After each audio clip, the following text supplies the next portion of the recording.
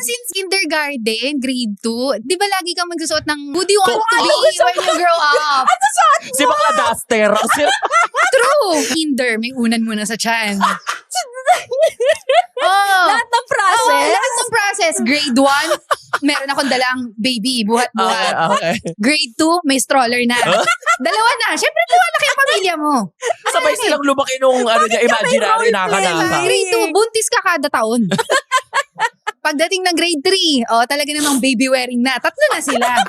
Wag ako. Wag niyo akong questionin kung anong pangarap ko, sure ako. Talagang hindi talaga. Ever since yun talagang gusto mo Tapos maging naalala mom. ko talaga yung teacher ko, pinipilit niya na you have to think of also, vocation. Motherhood is a vocation. At young age, nagdiriwang na siya ng Mother's Day. Bata pa lang ako, mema na ako. Gusto mo ako maging doctor or gusto mo ako maging lawyer? I wanna be pregnant. Diba? Ikaw teacher, dapat ikaw yung nag-lawyer. Ikaw yung gusto.